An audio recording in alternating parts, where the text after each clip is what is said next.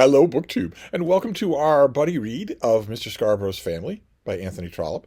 This is an enhanced buddy read, but it's still a buddy read. We're buddies. We are reading Mr. Scarborough's Family aloud together with copious editorial interruptions from yours truly. Which once upon a time, when I started doing read-alouds, when I started to experiment with them, I thought I could control, but I can't control them. And most of you have said you don't care whether I control them or not, so that's great. And we have been dealing lately with one of the silliest characters in this novel. I say one of because I think our hero and heroine stand a good chance, especially our hero, of being the silliest character in the book, as is often true with Trollope. But he has created, in the character of Uncle Prosper, a prize-winning ninny, an utterly foolish character, a character who is disdained by everyone who knows him in the book, and who never makes the right decision and never does it for the right reason. We've been concentrating on this character because Uncle Prosper has taken a dislike to the hero of the book, young Harry Ainsley, who is his nephew and heir. He's taken a dislike to him, mainly because Harry has been walking about Buston Hall as if he owns the place already, knowing he's the heir. And that Uncle Prosper, even though Uncle Prosper is the reason he thinks that, Uncle Prosper is not like that. Doesn't like the fact that after supper, Harry doesn't sit there meekly while Uncle Prosper badly reads canned sermons. Instead, Harry just leaves and lies about it. Says that he's going to his father's rectory when he's actually not. So there was ill will on Uncle Prosper's part anyway, but then he heard stories about Harry's encounter with Captain Scarborough in the dead of night in London. And he heard those stories from Augustus Scarborough, Mountjoy Scarborough's brother, who wants to hurt both his brother and especially Harry Ainsley. Those stories, they might be true in their broad strokes, but they are meant to poison the hearer, and they did. So Uncle Prosper has not only stopped Harry's allowance, but disinherited him. Said, I intend to disinherit you. Right now the property is entailed on you. But I'm going to marry and have a male heir, and then, of course, the property will be entailed on him. So that Harry will be left out in the cold. No money, no means of getting money, no training in any profession, and no expectation of the property. But in order to do this, Mr. Prosper, who is, as mentioned, a prize-winning ninny, has to go a-courting. he has to go a-courting, and he's a man set in his ways. He is very, very old. He's not old chronologically, but he's very, very old. He's set in his ways. And the woman that he has chosen, Matilda Thoroughbung, is extremely independent. She has a large amount of money of her own. And does not like the idea, the typical Victorian convention, that when she is married, all that money will belong to her husband. So there have been lawyers involved. And that has deepened Uncle Prosper's dislike of this whole thing. And in the last chapter, we saw Uncle Prosper slowly begin to realize that these torments of the marriage market and Miss Thoroughbung and Miss Thoroughbung's companion, Miss Tickle, who's always with her, seems to intrude on every consideration, that all of these torments would go away if he could just relent in his plan to disinherit Harry. You'd think that plan would have disappeared completely because Captain Scarborough goes down to Buston and tells Uncle Prosper that all the stories he's heard from Mountjoy's own brother are wrong. Mountjoy was actually there. It actually happened to him, and he tells Uncle Prosper, Harry Ainsley could not have behaved in a better way. He is faultless in this. You'd think that would have evaporated things completely. And he also got a long letter from Mr. Scarborough himself, telling him the exact same thing. So the man's brother and father are both calling him a liar. But Uncle Prosper is an idiot, as we've been told many, many times. And we are staying with Uncle Prosper. You might think this is a weird choice on Trollope's part, because there are all sorts of balls in motion here. And it's been a long time, for instance, since we checked in with Florence Mountjoy in Brussels. You might think at first that this is an unwise decision on his part. But Trollope wants to give us a chapter or two of pure comedy. And that's what this next chapter is. This next chapter is called Mr. Prosper's Troubles. And it's pure comedy. It's delightful. As Mr. Prosper sank into his armchair after the fatigue of the interview with his lawyer, he reflected that when all was considered, Harry Ainsley was an ungrateful pig. It was thus he called him, and that Miss Thoroughbung had many attractions. Miss Thoroughbung had probably done well to kiss him, though the enterprise had not been without its peculiar dangers. At the end of their first interview, she hugs him and kisses him before she says goodbye. She's assuming that the whole deal is done and it's just a matter for the lawyers to hammer out the details.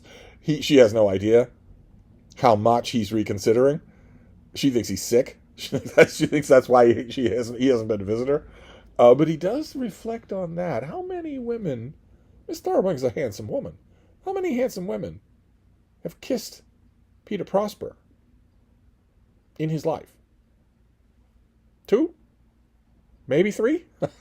Maybe fewer than that? No wonder that it has its allures. He often thought of it when alone, and as a distance lent enchantment to the view, he longed to have the experiment repeated. Perhaps she had been right, and it would be a good thing, certainly, to have dear little children of his own. Can you imagine a worse father than this idiot, than this foolish man? And for those of you who are new to the channel or who are just getting to this playlist down the line, this is what I mean by copious editorial interruptions. This is not an audiobook. I think I said that in the first episode. These videos where I read you a book are not audiobooks. Okay, just so we're clear on that. We're reading the book together, is what it is. And if you don't like that, I understand completely. But don't expect that not to be true. Not only for this read-along, but for any read-along that we do. I'm going to read books to you until you're old and gray. But anyway, let's continue here. I owe you a few sentences without interruption now. Miss Thoroughbung felt very certain on the subject, and it would be foolish for him to doubt. Then he thought of the difference between a pretty, fair-haired little boy and that ungrateful pig, Harry Ainsley. He told himself that he was very fond of children. The girls over at the parsonage would not have said so, but they probably did not know his character. When Harry had come back with his fellowship from his school, his uncle had been for a few weeks very proud of him, had declared that he should never be called upon to earn his bread, and had allowed him £250 a year to begin with. But no return had been made on this favor. Harry had walked in and out of the hall as though it already belonged to him, as many a father delights to see his eldest son doing. But the uncle, in this instance, had not taken any delight in seeing it. An uncle is different from a father. An uncle who has never had a child of his own.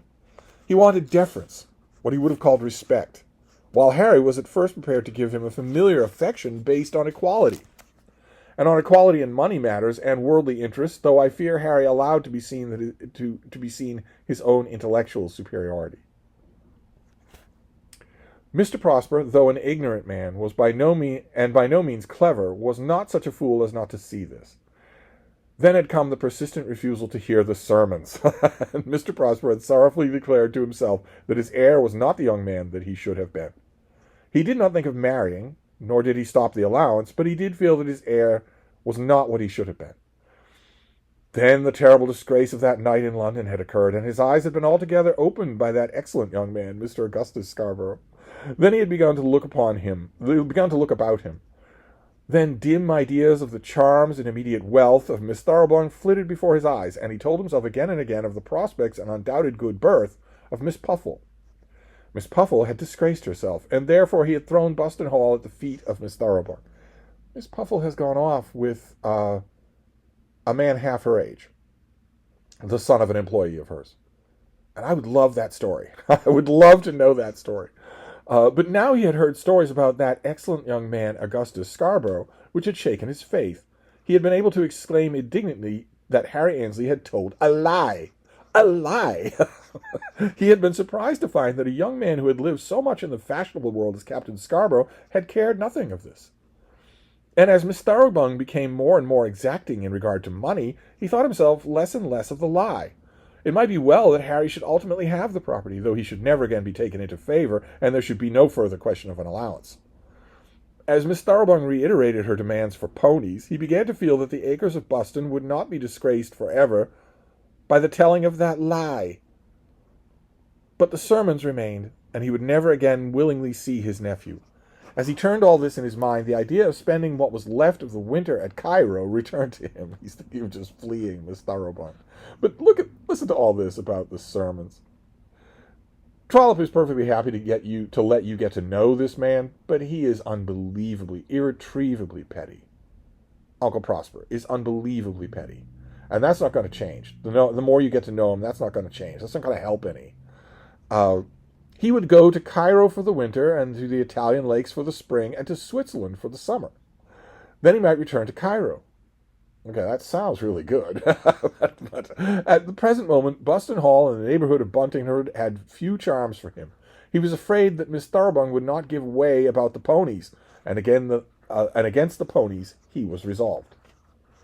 Again, I think a lot of this novel might have turned out differently if it had been possible for Uncle Prosper to read sermons to the ponies. He was sitting in this state with a map before him and with the squire's letter upon the map, when Matthew, the butler, opened the door and announced a visitor. As soon as Mr. Barry had gone, he had supported nature by a mutton chop and a glass of sherry, and the debris were now lying on the side table. His first idea was to bid Matthew at once remove the glass and the bone and the unfinished potato and the crust of bread. To be taken with such remnants by any visitor would be bad, but by this visitor would be dreadful. Lunch should be eaten in the dining room, where chopped bones and dirty glasses would be in their place, but here in his book room they would be disgraceful. But then, as Matthew was hardly collecting the 2 plates and the salt cellar, his master began to doubt whether this visitor should be received at all. It was none other than Miss Thoroughbung.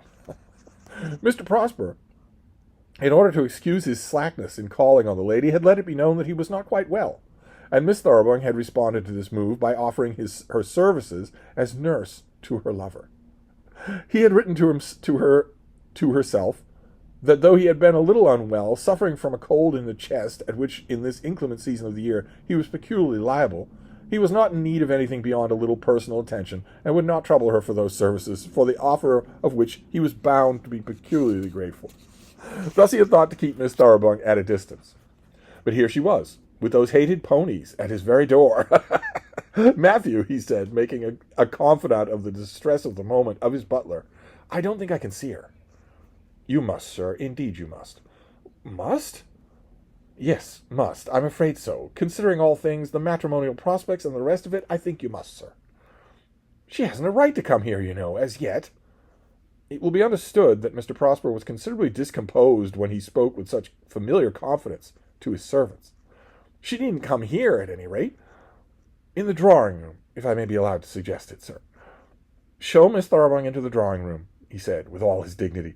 Then Matthew retired, and the Squire of Buston felt that 5 minutes might be allowed to collect himself, and the mutton-chop bone need not be moved. When the 5 minutes were over, and with slow steps he walked across the intervening billiard-room, and slowly opened the drawing-room door. Would she rush into his arms and kiss him again as he entered? He sincerely hoped that there would be no such attempt, but if there were, he was sternly resolved to repudiate it. There should be nothing of the kind till she had clearly declared, and had put it under writing by herself and her lawyers, and that she would consent to come to Buston without the ponies. But there was no such attempt. She doesn't fling herself at him. As irresistible as he is, she somehow manages to control herself. How do you do, Mr. Prosper? She said in a loud voice, standing in the middle of the room. Why don't you ever come to see me? I take it very ill of you, and so does Miss Tickle. There is no one more partial to you than Miss Tickle. We were talking of you only last night over a dispatched crab we had for supper. Oh, no, another crab. Oh, God help us. Don't they have dispatched crabs for supper every night? Thought Mr. Prosper. It was certainly a strong reason against his marriage. I told her that you had a cold in your head. In my chest, Mr. Prosper said meekly. Bother colds, said Miss Tickle. When people are keeping company together, they ought to see each other. Those were Miss Tickle's very words. That it should be said of him, Mr. Prosper of Buston, that he was keeping company with any woman.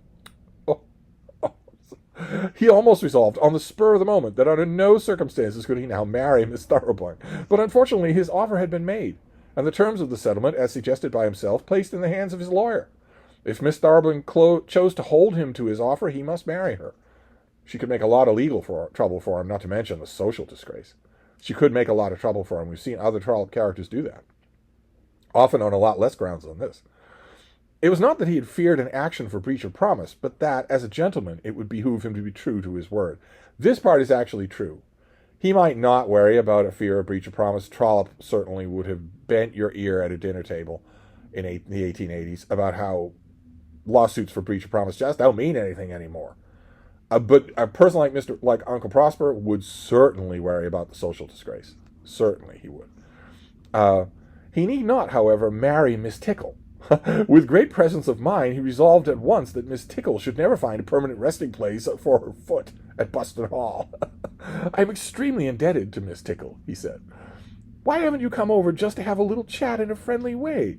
It's all because of those stupid lawyers, I suppose. What need you and I care for lawyers? They can do their work without troubling us, except they will be sure to send their bills in fast enough.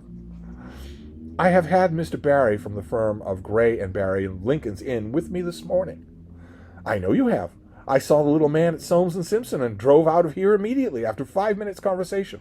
Now, Mr. Prosper, you must let me have those ponies. This is going poorly. Not only, she's basically told him that she knows he was lying about being sick. But now, she's mentioned the pony and the dispatched crab. Oh, God. It's all Mr. Prosper's nightmares at once. That was the very thing which he was determined not to do. The ponies grew in imagination and became enormous horses capable of consuming any amount of oats. Mr. Prosper was not of a stingy nature. Oh, come on. 250 pounds a year? Come on. Oh, that was Harry Ainsley's allowance. 250 pounds a year from a state that probably brings in 4,000 a year. Anyway, Mr. Prosper was not of a stingy nature, but he had already perceived that his escape, if it were effected, must be made good by means of those ponies. He will ride them to freedom. A steady old pair of carriage horses had been kept by him and by his father before him, and he was not going to be driven out of the old family ways by a brewer's daughter. And he had but that morning instructed his lawyer to stand out against the ponies. He felt that this was the moment of firmness. Now, this instant, he must be staunch, or he would be saddled with this woman, and with Miss Tickle, for the whole of his life. She had left him no time for consideration, but had come upon him as soon as almost the words were spoken to the lawyer had been out of his mouth. But he would be firm. Miss Thoroughbrung opened out instantly upon the ponies, and he at once resolved that he would be firm. But was it not very indelicate on her part to come to him and press him in this manner? He began to hope that she would also be firm about the ponies, and that in this way the separation might be effected. At the present moment he stood dumb. So much for being firm. Silence would not in this case be considered giving consent. Okay, you go ahead and tell yourself that. Now, like a good man, do say that I shall have the ponies, she continued. I can keep 'em out of my own money, if that's all.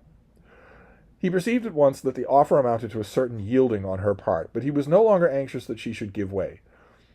Do you say yes, like a dear old boy? She came closer to him and took hold of his arm, as though she were going to perform that other ceremony. But he was fully aware of the danger. If there came to be kissing between them, it would be impossible for him to go back afterwards, in such a manner but that the blame of the kiss should rest on him. When he should desire to be off, he could not plead that the kissing had been all her doing. A man in Mr. Prosper's position has difficulties among which he must be very wary. But then the ridicule of the world is so strong a weapon, and is always worst on the side of the women. He gave a little start, but he did not at once shake her off. What's the objection to the ponies, dear? 2 pair of horses? It's more than we ought to keep. He should not have said we. He felt that it was too late that he should not have said we. They ain't horses. It's the same as far as the stables are concerned. But there's room enough. Lord bless you, I've been in to look. She's poked around the property. I've been in to look. I can assure you that Dr. Stubbs says they are required for my health. You ask him. It's just what I'm up to is driving. I've only taken him lately, and I cannot bring myself to give him up. Do ye, love? You're not going to throw over your own Matilda for a couple of little beasts like that? Oh, God. Oh, God. This is so awful. Every word that came out of her mouth was an offense. But he could not tell her so, nor could he reject her on that score. He should have thought beforehand what kind of words might probably come out of her mouth. Was her name Matilda? Of course he knew the fact. Had anyone asked him if he could have said with 2 minutes consideration that her name was Matilda, but it had never become familiar to his ears, and now she spoke it as though he had called her Matilda since their earliest youth. And to be called love. It might be very nice when he first called her love a dozen times, but now it sounded extravagant and almost indelicate. And he was about to throw her over for a couple of little beasts. He felt that this was his intention, and he blushed because it was so. He was a true gentleman who would not willingly depart from his word. If he must go with the ponies, he must. But he had never yet yielded about the ponies. He felt now that they were his only hope. But as the difficulties of his position pressed upon him, the sweat stood out upon his brow. She saw it all and understood it all, and deliberately determined to take advantage of his weakness. Because we like Matilda Thoroughbung. I don't think there is anything else astray between us. We've settled about the jointure, 400 a year.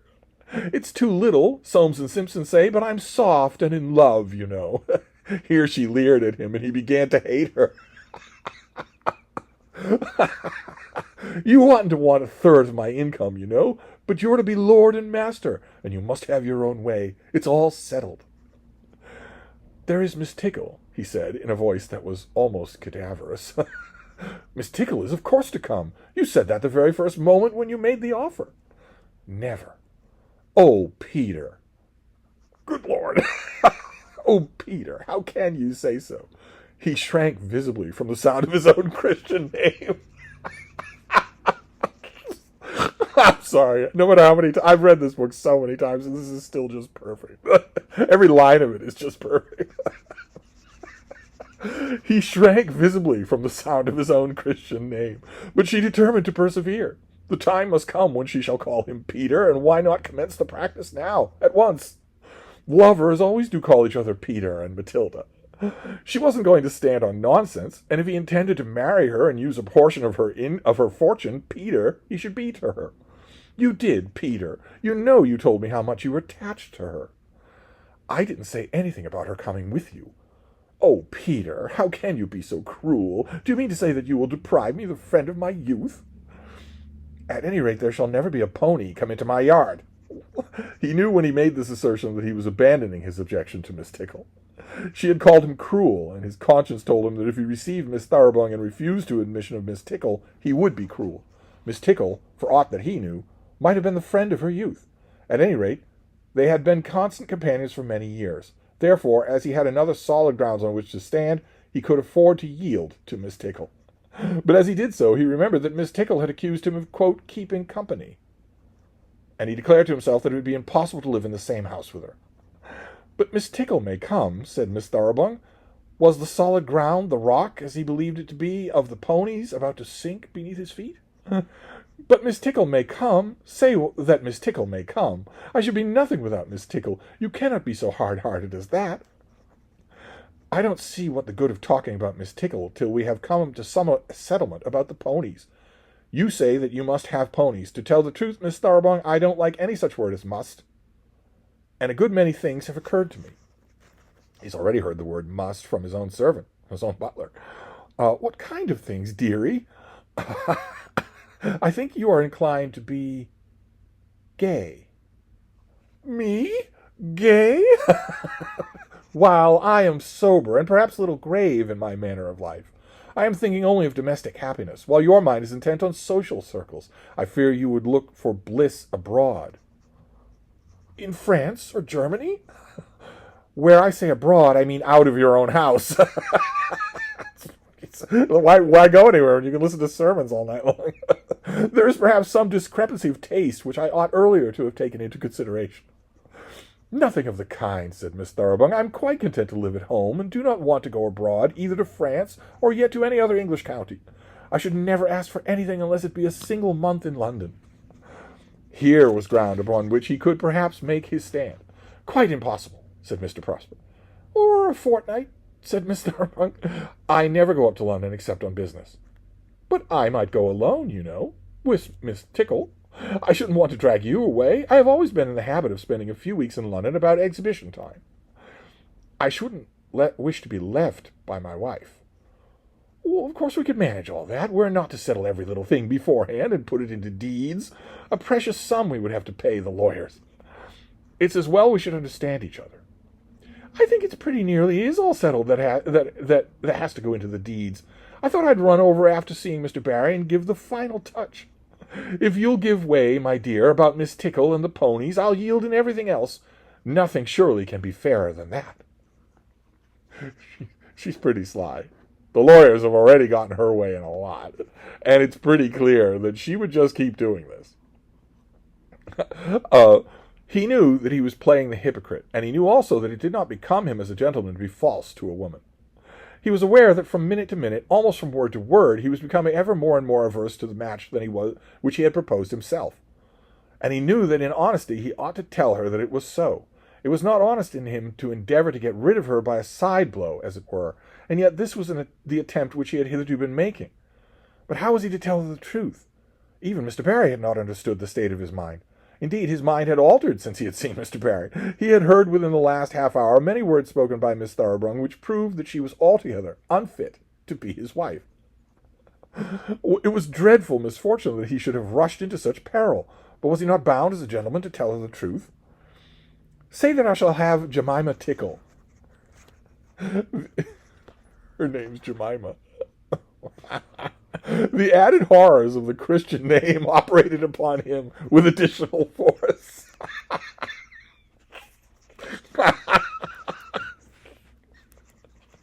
Was he to be doomed to have the word Jemima hallooed about his rooms and staircases for the rest of his life? And she had given up the ponies and was taking her stand upon Miss Tickle, as to whom at last he would be bound to give way. He could see now that he should have determined her whole income, and have allowed her little or no jointure. That would have been grasping, monstrous, altogether impractical, but it would not have been ungentlemanlike. Very interesting comment about the time, and about marriage settlements. What was it again? That would have been grasping, monstrous, altogether impracticable, but it would not have been ungentlemanlike. This chaffering about little things was altogether at variance with his tastes, and it would be futile. He must summon the courage to tell her that he no longer wished for the match. But he could not do it on this morning. Then, for that morning, some benign God preserved him. Matthew came into the room and whispered into his ear that a gentleman wished to see him. What gentleman? Matthew again whispered that it was his brother-in-law. So Harry Annesley's father, the rector. Show him in, said Mr. Prosper with a sudden courage. He had not seen Mr. Annesley since the day of his actual quarrel with Harry. I shall have the ponies, said Miss Thoroughbrung during the moment that was allowed to her. We are interrupted now. I am afraid that the rest of this interview must be postponed. It should never be renewed, though he might leave the country forever. Of that he gave himself assurance. Then the parson was shown into the room. The constrained introduction was very painful to Mr. Prosper, but was not at all disagreeable to the lady. Mr. Annesley knows me very well. We are quite old friends. Joe is going to marry his eldest girl. I hope Molly is quite well. The Thoroughbrung family is about to marry the Annesley family. The boy, Joe Thoroughbrung, the heir, to a successful brewery, he's going to be a wealthy man, is affianced to marry Harry Annesley's sister. The rector said that Molly was quite well, but when he had come away from home just now, he had left Joe at the parsonage. You'll find him there a good deal oftener than you'll find him at the brewery, said Miss Thoroughbrung. You know what we're going to do, Mr. Annesley. There are no fools like old fools. A thunder-black crowd crossed Mr. Prosper's face. That this woman should dare to call him an old fool. We're discussing a few of our own future arrangements. We've arranged everything about money in the most amicable manner, and now there is merely a question of a pair of ponies. We need not trouble Mr. Annesley about that, I think, said Mr. Prosper. And Miss Tickle. I'm sure the rector will agree with me that old friends like me and Miss Tickle ought not to be separated.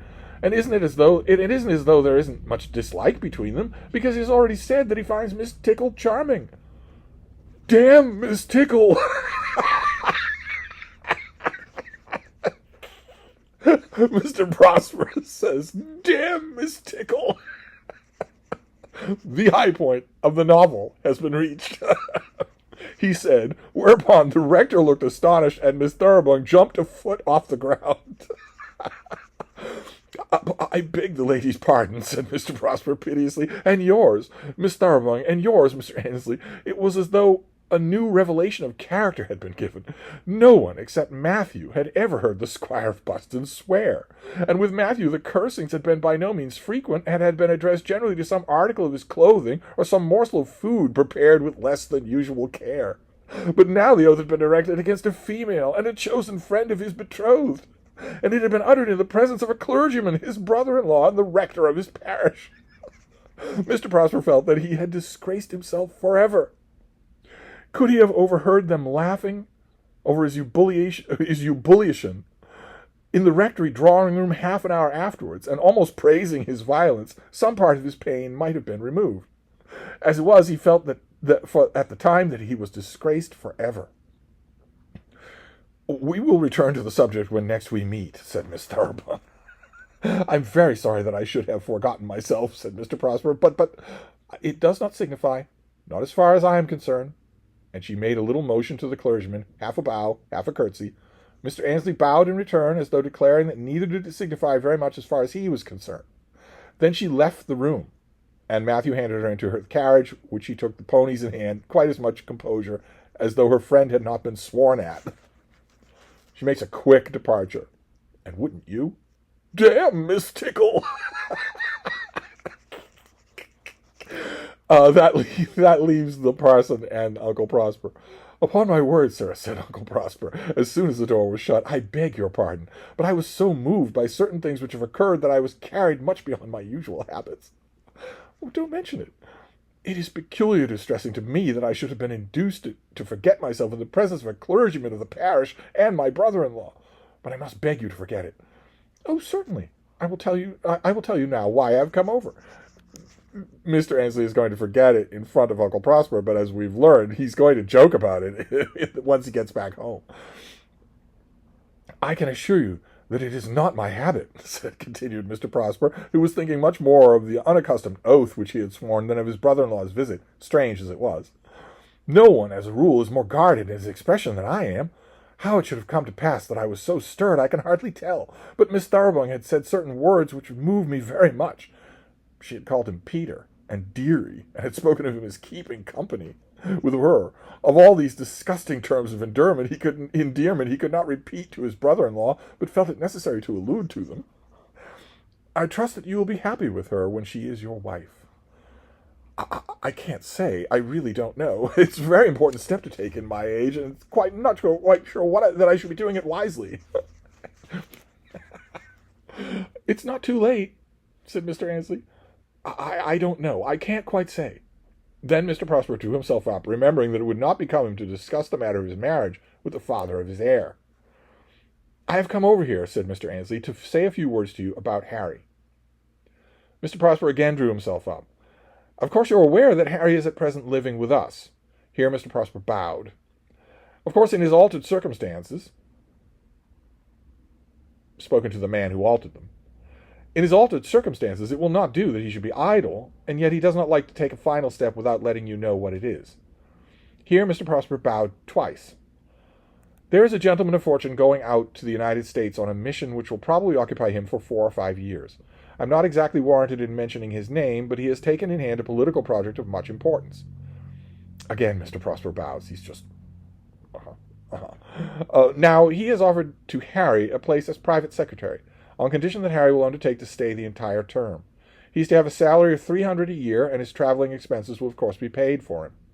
If he goes, poor boy, he will in all probability remain in his new home and become a citizen of the United States. Under these circumstances, I have thought it best to step up and tell you in a friendly manner what his plans are." Then he had told his tale, and Mr. Prosper again bowed. The rector had been very crafty. There was no doubt about the wealthy gentleman with the American project, and the salary had been offered. But in other respects there had been a little exaggeration. It was well known to the rector that Mr. Prosper regarded America and all her institutions with a religious hatred. An American was to him an ignorant, impudent, foul-mouthed, fraudulent creature, to have any acquaintance with whom was a disgrace. Note Steve keeping his silence. Could he have had his way, he would have reconstituted the United States as British colonies at a moment's notice. Were he to die without having begotten another heir, Boston would become the property of Harry Annesley, and it would be dreadful to him to think that Boston would soon be owned by an American citizen.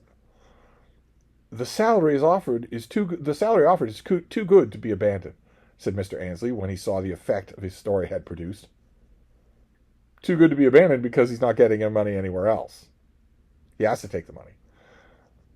Everything is going against me, exclaimed Mr. Prosper. Well, I will not talk about that. I did not come here to discuss Harry or his sins, nor, for that matter, his virtues.